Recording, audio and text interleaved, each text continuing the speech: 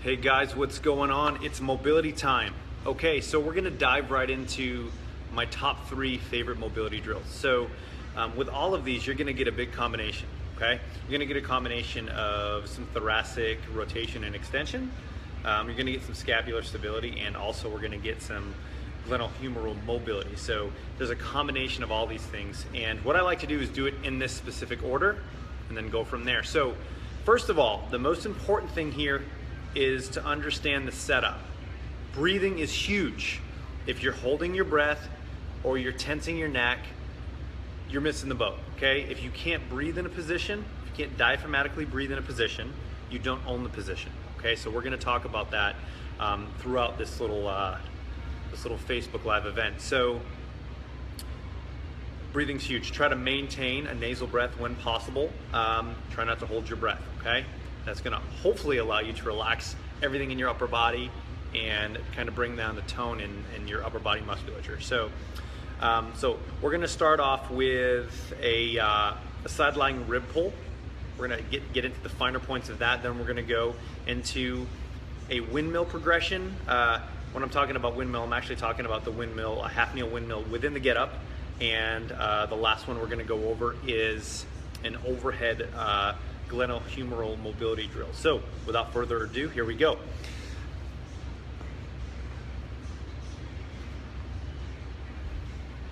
When possible, we like to give drills where we can mobilize one area and stabilize another. So in the side-lying rib pull, the goal here is to find a way that we can lock up the pelvis and lumbar spine so we don't get rotation in the wrong spot. So what we're gonna do when we start in the side-lying rib pull is we're gonna start completely in side line, okay? Your body needs to be perfectly in a straight line. From there, the top leg is going to be placed on a foam roller. And the goal here when we do this is to try to bring the knee kind of above the ASIS height, upwards towards the belly button. When we do that, we also want to put it on a foam roller so we can level off the pelvis, because if you're going to put it in this position, this could possibly jam up the hip and irritate it. So that's the first step, is bringing this knee up above 90 degrees. That helps lock the lumbar spine into place so we don't get rotation in the wrong spot. We want to maintain extension on the down leg. If this leg's coming forward, it's probably going to change the mechanics of our spine. So we're going to maintain that downward position and a little bit of extension on the down leg. Now, normally, I would rest my client's head and prop it so it's neutral on something, but I'm talking, so I'm not gonna do that. The next thing we're gonna do here is we're gonna take the bottom hand and I'm just gonna actually hook it onto the leg. Okay, that's gonna help me prevent movement so we don't get rotation from the lumbar spine. Next thing we're gonna do is take the top hand, we're gonna place it on the rib cage. Now, it's important that once it stays in a certain position on the rib cage, once you put it there, rather, it stays there. A lot of people think they're gaining thoracic mobility, but it's actually them just sliding their scapula along the rib cage. So I'm not doing anything for my thoracic spine here. I'm just sliding my scapula, okay? So what we want to do is we want to find a position on the rib cage and keep it there. The next thing we're going to do is we're going to maintain a little bit of tension in our abdominals. It's not going to be tight. We're just going to make sure that we don't slip into lumbar extension. We're going to take a big breath in through the nose. And then we're going to exhale and peel open. Now, when we peel open, we want the breath to help facilitate the movement. Okay, so once we peel open, we're going to exhale and find that end range. Once we get to that end range, there's no need to come all the way back up and do a reset. So find end range, and then let the breathing do the work. This isn't, a thoracic mobility PR here where we're trying to go. Let the breathing do the work. So you're going to breathe again in through the nose, find a position on the rib cage, exhale. Once we're there, another breath in through the nose.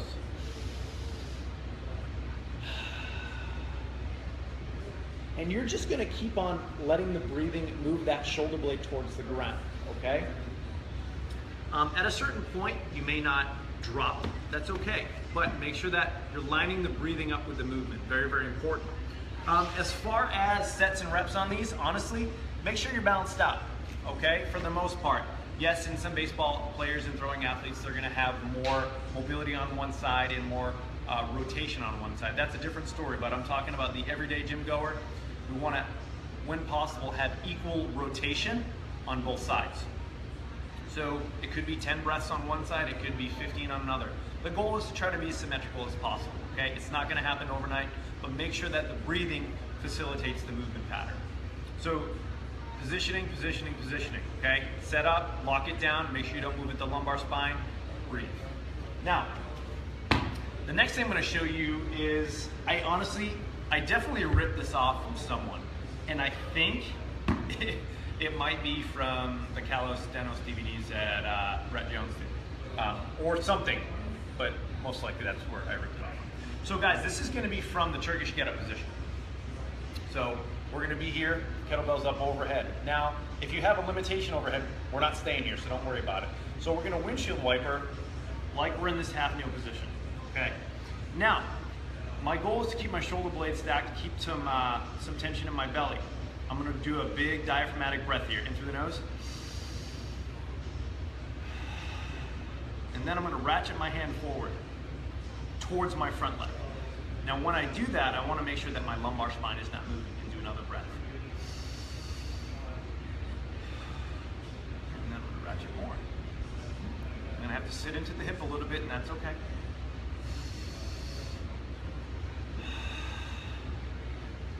Ratchet even more, and as I start to bring that hand towards the front foot, it's really gonna start giving me a lot of rotation in my upper thoracic spine, and my scapula is gonna be on fire. I'm getting some reactive firing from the rotator cuff as well.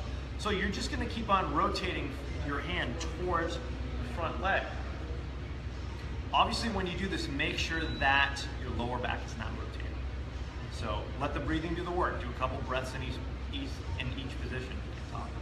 Bring it forward again.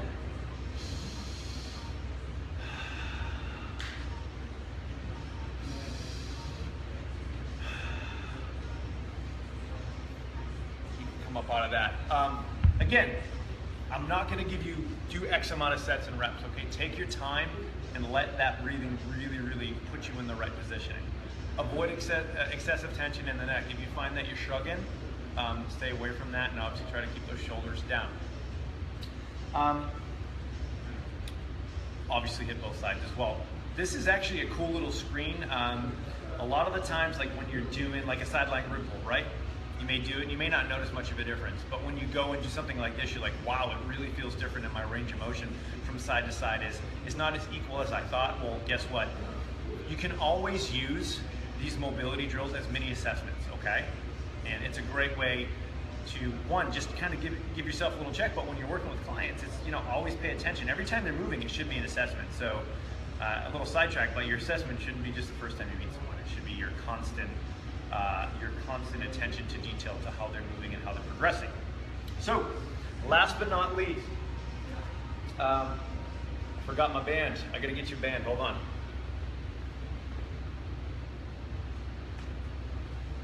All right, so little stretch band from Perform Better.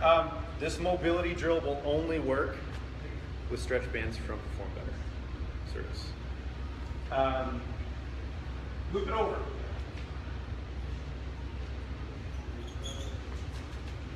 Now let's say you've done your sideline rib pull and you've done that little half windmill-y progression thing. We're gonna work on shoulder mobility, specifically shoulder flexion, the overhead position. Now, if there's one thing that drives me absolutely bananas about people training overhead, is the fact that it's an absolute disaster. They rob mobility from their low back to try to get into a position, and it drives me nuts, okay? So, couple examples of that. This is not overhead. I don't know what this is, but it's not overhead. This is the ski jumper. This is the ski jumper. That's not overhead either, okay? So what we're looking for when training overhead with a kettlebell, and in general, this is ideal, we want to maintain a quality ribcage and pelvic position for us. So if this stays for the duration of the overhead lift, you're good. You're probably in good shape. But what do I see? People elevate into shoulder flexion, and the rib cage comes along with it. Rib cage opens up, lumbar spine goes into extension, hips move forward. It turns to this global extension pattern, which is crap. So we don't want that. So here's a great little way to do some PNF work in the overhead position. This is one of those drills. If you find out that you do have a true mobility issue in your glenohumeral joint, this might help. So I'm going to be here in the overhead position. And again, I don't want to just slip into this global extension pattern. So what I'm going to do is, before I have any tension on the band, I'm going to level my pelvis off. I'm going to bring my rib cage down. Okay. What I like to do is, this is my right arm. So I'm going to step forward with my left leg. So as I step forward, okay, I'm going to make sure that, again, rib cage is down. And all I'm going to do is I'm going to lean forward. I'm going to weight shift forward, but nothing is changing down below. So I lean into it. Once I'm there, I'm going to feel a nice stretch in the lat, and then I'm going to actually activate and pull the band like a big giant karate chop forward. Boom. And I'm going to activate and hold it down there for about 5 to 10 seconds. My lat's getting nice and hot here. Now, after we release here and relax, the posture does not change in the lower body. From there, we're just going to do a nice stretch in the overhead position. Okay? Rib cage, pelvis stays. Okay, it's not this. Look, this is low back extension. So maintaining this position here as we go in to shoulder flexion is huge. And guys, you can do several of these. The goal here is to lock down the rib cage position and pelvic position. Find a light stretch, activate the hell out of that. You're going to get a lot of activation of your serratus, a lot of activation in your lats. Lean into it, get tight, and then after you've done that activation drill, let that band pull it back. Now,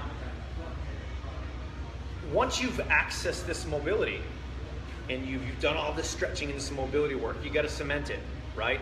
That's where I feel like a lot of people go wrong from a corrective exercise standpoint. They do all these mobility drills, but they don't cement it, okay? Great way to cement it is a full Turkish get up, okay? If you have adequate hip, shoulder mobility, yada, yada, yada, cement it with a get up, okay? You can also cement it with just an overhead walk. So with the overhead walk, again, guys, we're looking for shoulder packed, everything set up, everything level, boom. Okay, if you're gonna do that overhead walk, I don't wanna see this. Yeah, my overhead walks feel really good, guys. No, that's rubbish. So that's one way to cement the overhead position. One of my favorite ways to own that position is body rotation. So kettlebells up overhead. This is my right hand, shoulders packed. I'm actually a little tight right now. I got a little shrugging that I shouldn't have, but hey, I got to work on it. I'm human. So if this is the right hand, we're going to do body rotations, nice and light to the right. And what I'm trying to do there is maintain a packed shoulder. We don't want to shrug. We don't want to reach. We just want to do our best to maintain a packed shoulder. So,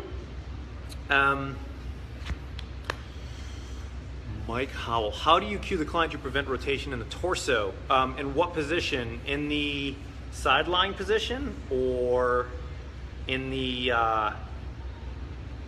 get up position? So here's the thing. Anytime you're asking someone to do something, you're gonna have to coach them, okay? So you're gonna have to say, hey, listen, I need you to do this or do this or do this. There's gonna be some coaching. You can't just be like, here's your sideline rib pull. See how it goes. You're gonna have to say, all right, I need you to make sure you lock this down, and you're gonna have to actually coach. Get in there and coach. Overhead mobility prior to the walk. So how do you cue to prevent rotation in the torso? Okay, wait a minute. So how do you cue the client to prevent rotation in the torso and gain overhead mobility prior to the walk? Honestly, you know, it's a simple range of motion thing. It's kind of one of those things, if it looks right, it flies right. Take a peek, man. If they can't get into that overhead position, you know, biceps by the ear, they're not throwing things under the bus, you know, then give it a try. Go from there. I mean, there are some table assessments that you can do. Obviously, you can, you know, kind of look at lat tightness, and you can look at, you know, reciprocal reaching pattern, which is the shoulder mobility in the FMS. There's a bunch of different ways that you should do it, but just don't always dive right into like an overhead walk. Overhead walks are great, get-ups are great, but they're even better when you have prerequisite mobility, stability, and sort of function underneath. I think the get-up is a fantastic exercise that is prescribed way too often, and I think it gets a little butchered. So Specific cues, Michael, rather. Honestly, if you're looking to gain a lot of insight on this stuff, you know, shameless plug here, I work for FMS, but check out a live level 2 FMS. The new level 2 format is fantastic. We have case studies, we go into a ton of detail. It's a combination of that. It's a combination of, just training with kettlebells for a long time, and one of my first mentors, BJ Baker, was a strength and conditioning coach for the Red Sox, and he taught me a lot about shoulders. So I'm pretty lucky to have that. But anyways, guys, so just remember here, if you can't breathe in a position, you probably don't own it. Okay, when you're trying to address cleaning up the upper body, and again, quick and dirty notes here: breathing, thoracic spine rotation and extension, scapular stability, and last but not least, glenohumeral mobility. There's a ton of get Steve to do a cartwheel. Steve is with a client right now. He can't do a cartwheel. You don't want to see me do a cartwheel anyways, but hopefully that answers it for you guys. Give it a try. As always, we appreciate the shares, and if you're ever in Chelmsford, Massachusetts, come by SOS. If you bring us a coffee or like a really good IPA, that will help your case. You may get like a free t-shirt. Not a bad IPA, like anything from Vermont, we're good with. All right, you guys are awesome. Have a fantastic day, and we'll talk to you soon. We'll see you.